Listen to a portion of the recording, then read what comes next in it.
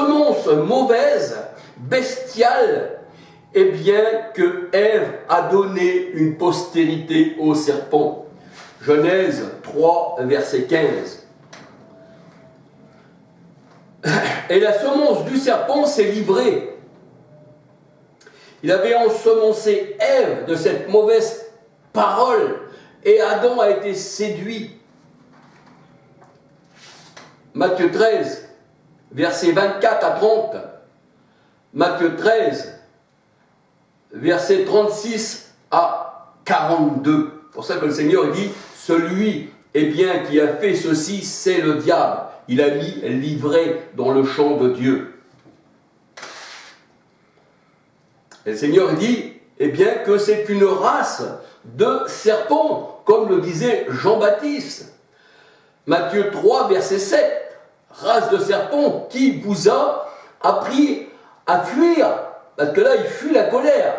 Parce que le serpent, là, faut qu'il fuit la bête.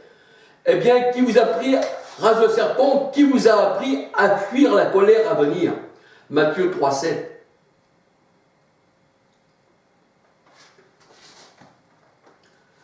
Le Seigneur, il dit, vous êtes, la race du serpent et vous faites les œuvres de votre père. Parce qu'il faut dire que les pères des pharisiens avaient annulé le commandement de Dieu au sujet de leur tradition. Ils ornaient les tombeaux des justes qu'ils avaient tués, mais les pharisiens disaient, nous on ne fera pas comme nos pères. Et pour ça que le Seigneur a dit, vous avez pour père le diable, race de serpent. La parole de Dieu nous dit que les nations vont lécher, la poussière. Parce que les nations, ce sont les reptiles de la terre.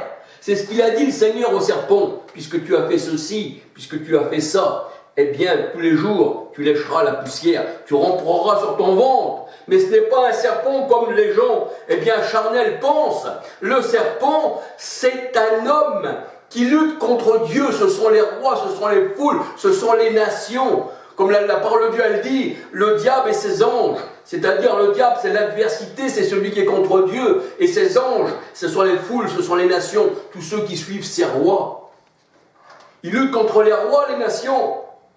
Mais, malgré qu'ils luttent, malgré qu'ils sont pris, malgré qu'ils sont écrasés, un peu comme au temps du Christ, notre Sauveur, ils n'avaient que roi que César. Pourtant, César les tenait en esclavage. Un peu comme Hitler tenait l'Allemagne et tenait le monde en esclavage. Et tout le monde adorait Hitler. Chacun levait la main droite. Heil Hitler. Et là c'est pareil. On n'a que roi que César. Mais on ne veut pas que celui-ci règne sur nous. On est mieux Barabbas, l'assassin. Alors on voit que, ces gens-là, le Seigneur il dit, je leur ferai lécher la poussière comme les reptiles de la terre. Ce sont des serpents. Michée 7, verset 16-17. Michée 7, verset 16-17. Psaume 72, verset 9, 10, 11. Genèse 3, verset 1, 14. Ésaïe 49, verset 23. Nous voyons que les nations, c'est eux qui lèchent la poussière et qui rompent sur le sol. Parce que romper, ça veut dire être au plus près de la terre. Tandis que nous sommes d'en haut, qui dit le Seigneur. Gloire à son nom. Et la femme, la parole de Dieu nous dit, cette prostituée, elle est assise sur la bête écarlate. Elle est assise dessus. Elle est assise. Apocalypse 17, verset 3. Elle est assise aussi sur les grandes eaux.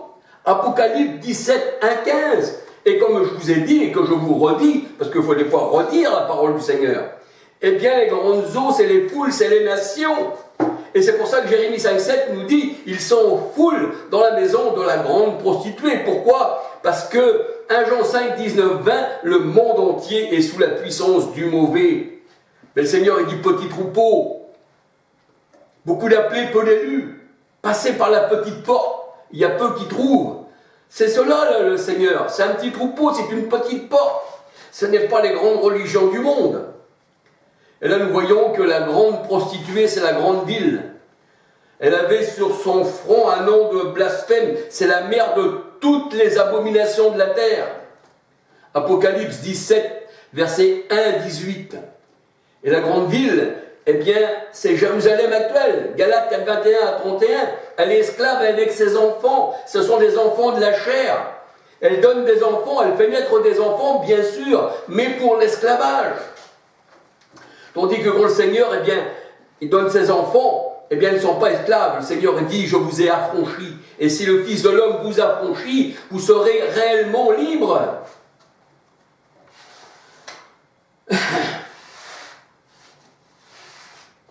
Les pharisiens avaient annulé le commandement de Dieu au sujet de leur tradition humaine. Et ils voulaient donner des leçons au Seigneur. Et ils disaient au Seigneur, c'est par Belzébul, eh bien, qu'il chasse les esprits impurs. C'est par Belzébul. Et oui, ils voulaient lui donner des leçons. Et le Seigneur, il dit qu'il a mis les animaux, c'est-à-dire les bêtes, sous ses pieds. Matthieu 22, verset 44. Psaume 110, 1 à 7. Psaume 8, versets 7 à 10. 1 Corinthiens 15, 25. Et la parole de Dieu nous dit que Paul a combattu contre les bêtes à Éphèse. Paul ne s'est pas prostitué avec les bêtes. Il les a combattus. Il les a achevés, on va dire, avec l'épée du Seigneur, l'épée spirituelle du Seigneur. 1 Corinthiens 15, verset 32. Et le Seigneur dit, celui qui s'attache à la prostituée, celle qui couche avec la bête, eh bien, n'est plus qu'une seule chair avec elle. 1 Corinthiens 6, 13 à 19. La parole de Dieu nous dit que l'épouse du Christ, elle, contraire à la prostituée, elle ne couche pas avec une bête, elle a un époux, elle n'est pas prostituée. Elle est sans tache ni ride. Éphésiens 5, 23 à 27. Elle a été lavée par l'eau de la parole. Et la parole, c'est Christ. Et on peut dire que les femmes étrangères, dans la parole de Dieu, comme le Seigneur le dit, tu ne te marieras pas avec une femme étrangère. Parce que le mariage, pour le Seigneur, il est spirituel. C'est-à-dire que si tu te maries avec une femme étrangère, en un sens littéral, mais aussi en un sens spirituel, eh bien la femme étrangère que tu vas te marier avec elle, comme elle a fait à Salomon, qu'il avait plus de 300 concubines, eh bien ses concubines l'ont perdu, parce que Salomon rendait un culte, eh bien, au Dieu de ses concubines. Et le Seigneur a dit, tu ne te marieras pas avec une femme étrangère. On se marie, eh bien, avec le Seigneur Jésus-Christ, parce que nous sommes aussi l'épouse, on fait partie du corps du Christ, qui est l'épouse. Apocalypse 21, 1, 2, 3, 9, 10, l'épouse qui descend d'en haut. Voyez-vous, elle est sans tache, sans ride, elle descend d'en haut, elle ne fait pas partie, elle n'est pas souillée par le monde, puisqu'elle est d'en haut. Elle fait partie des lieux célestes, cette assemblée céleste. Hébreux 12, 18 à 24, l'assemblée des premiers-nés. Et les premiers-nés, ce sont nous. C'est ce que dit la parole de Dieu. Les pharisiens se prenaient pour les premiers. Mais le Seigneur a dit, vous les premiers, vous serez les derniers. Et les derniers seront les premiers. Et c'est ça les premiers-nés. C'est la nouvelle génération en Christ. Eh bien, gloire au Seigneur. Alors il est vrai que on doit être pur, sans tache. Pourquoi? Parce que le Seigneur dit que l'Église est sans tache. Elle est pure. Ce n'est pas nous qui nous avons rendus purs et sans tache. Mais la parole de Dieu nous dit dans Hébreux 10, 22, le cœur lavé d'une eau pure. Et l'eau, eh bien l'eau pure. Jérémie 2,13 nous dit c'est l'Éternel. Et on voit que les nations, on voit que Israël a abandonné l'Éternel pour se tourner vers l'Égypte. Et c'est pour ça que le Seigneur dit, ils m'ont abandonné, moi la source d'eau pure, la source d'eau vive, pour se tourner vers l'Égypte. Ils ont été boire en Égypte, ils ont été boire de l'eau frelatée. Et c'est pour ça qu'ils vont mourir, dit le Seigneur. C'est parce que ce sont des eaux empoisonnées, ce ne sont pas des eaux pures. Eh bien, gloire au Seigneur.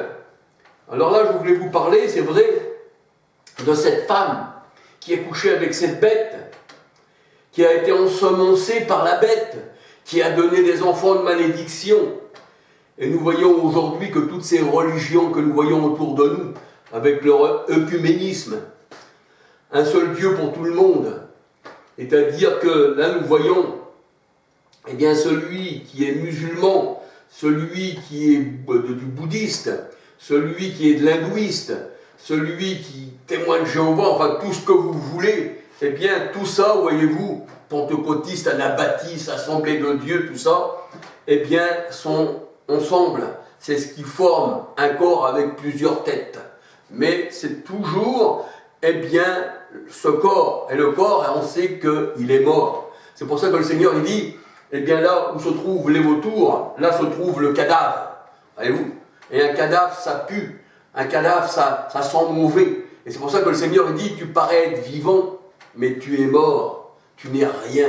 Tu fais partie de la grande prostituée qui s'est prostituée, eh bien, à la bête, qui s'est prostituée au monde, qui s'est prostituée au roi, et qui reçoit des présents par les rois, qui reçoit des félicitations. Et bien voilà, par ces quelques paroles, je vous invite à sortir de cet œcuménisme, à sortir, eh bien, des fausses doctrines, la doctrine du serpent. Dieu a-t-il dit? Vous voyez, celui qui vous fait douter, et celui qui se vante lui-même, qui est le gourou, eh bien, des sectes. Et nous savons que les sectes du monde, eh bien, sont gouvernées, eh bien, par les grands de ce monde, et que ceux qui sont dans ces sectes sont les marionnettes, eh bien, des sectes. Eh bien, voilà, que le Seigneur vous bénisse, que le Seigneur vous garde, qu'il vous bénisse abondamment. Je salue aussi tous ceux qui regardent mes vidéos. Je salue aussi ceux qui comprennent la parole du Seigneur, parce que je vois qu'il y a des élus dans le monde quand même, hein, bien sûr, alléluia. On n'est pas un grand troupeau, on n'est qu'un petit troupeau, comme le Seigneur il a dit. Et le Seigneur il dit qu'il est bon pour des frères de demeurer ensemble. Alors même si on ne se voit pas de visu, on va dire, mais on se comprend par la parole. Parce que le Seigneur dit que tous ceux, eh bien, qui sont au Seigneur comprennent la parole de Dieu. Le Seigneur il dit à vous, mes élus, à vous, mes bien-aimés, vous comprenez la parole de Dieu, parce que ça vous a été donné de comprendre. Mais ceux du dehors, ça ne leur a pas été donné. La lumière, ils ne l'ont pas acceptée. Et si tu n'acceptes pas la lumière qui est Christ, Jean 1, verset 9, comment peux-tu comprendre la parole du Seigneur? Puisqu'il est une lampe à mes pieds. Il est une lampe sur mon sentier, pas l'autoroute. Jérémie 5,7, qu'ils sont full dans la grande prostituée, la grande porte qui mène à la perdition.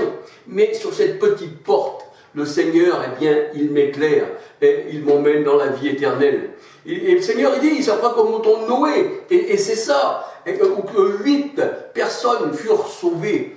Eh bien, c'est un petit troupeau. Et les gens regardent, quand je regarde toutes ces grandes abominations de la terre, tous ces gourous, on ne peut pas regarder, on peut pas délimiter les chaises, les bancs qu'il peut y avoir. Eh bien, dans ces fausses assemblées, ils sont foules dans la maison de cette grande prostituée. Mais le Seigneur dit, toi, eh bien, mon bien-aimé ou ma bien-aimée, sors de là. Apocalypse 18,4. Parce que pourquoi? Tu n'as aucune part. Qu'y a-t-il entre les ténèbres et la lumière? Qu'y a-t-il entre la bête, hein, la bête, celle qui dévore les enfants du Seigneur? Pourquoi serais-tu là alors que tu vas te faire dévorer? Parce que là-dedans, on dévore tout le monde. Tous ceux qui parlent de la vérité, eh bien, comme la parole de Dieu nous dit, l'homme, son cœur est comme un buisson d'épines. Et quand la parole, eh bien, elle a été jetée parmi les épines, la parole de Dieu, elle dit que les épines étouffèrent la parole. Et vous, c'est ça, le serpent, c'est ça. C'est un buisson d'épines. Quand on le touche, ça nous pique. Alors le Seigneur dit, sors, parce qu'il donne cet arbre mauvais, du mauvais fruit, et tu vas être empoisonné. Alors gloire au Seigneur, que le Seigneur vous bénisse. Vous, bien-aimés du Seigneur, vous qui écoutez sa parole et qui la comprenez, parce qu'à vous, il vous a été donné, mais pour les autres, ça ne leur a pas été donné. C'est pour ça que le Seigneur, il dit dans sa parole qu'il a séparé la lumière d'avec les ténèbres. Et il y eut des ténèbres en Égypte. Et l'Égypte, eh bien, se retrouver dans les ténèbres. Tandis que les enfants de Dieu, la parole de Dieu nous dit, eh bien, il y avait de la lumière là où étaient les enfants du Seigneur. Et là où est l'enfant du Seigneur, là, l'ange de l'Éternel campe auprès de ceux qui le craignent. Eh bien, que l'ange de l'Éternel, eh bien, campe auprès de vous et qu'il vous fasse sortir. Parce que la joie de l'Éternel, dans son temple de gloire, qui est le ciel, parce que le trône est dans le ciel, hein, le ciel est son trône, la parole de Dieu nous dit. Et nous voyons que le Seigneur, eh bien, habite en nous. Et la parole de Dieu nous dit que, eh bien, la grande ville, la nouvelle Jérusalem, eh bien, le trône de l'Éternel, l'épouse du Christ, là se trouve le trône de l'Éternel. Et l'Éternel est avec nous, parce que nous formons un seul corps, parce que nous sommes à lui, parce que nous sommes les membres et que lui, il est la tête. Et il prend soin de son corps, parce que la tête dirige le corps. Eh bien, soyez bénis, vous qui appartenez au Seigneur, et puis que le Seigneur vous garde. Et à une prochaine vidéo, si le Seigneur le permet. Il est vrai que des fois je me répète dans mes vidéos, mais c'est vrai qu'il y a toujours un sujet différent, mais il est toujours bon de répéter la parole du Seigneur. Voyez-vous, il est toujours bon. Le Seigneur dit, ne te lasse pas de répéter ma parole. Bien sûr, dans les prières, on ne doit pas faire de vaines redites, comme disent les païens. Le païen dira, Ave Maria, pleine de grâce, que Dieu nous bénisse. Ave Maria, pleine de grâce, que Dieu nous bénisse. Là, ça c'est des vaines paroles vouées, eh bien, aux choses du monde. Le Seigneur dit, ne soyez pas comme ça. Mais pour la parole du Seigneur, eh bien, on doit toujours l'annoncer tel qu'il nous la met à cœur. Eh bien, que le Seigneur vous garde, que le Seigneur vous bénisse, et puis à une prochaine vidéo. Que le Seigneur vous garde et qu'il vous bénisse abondamment. Et merci pour vos commentaires. Gloire au Seigneur. Que le Seigneur vous bénisse. Alléluia.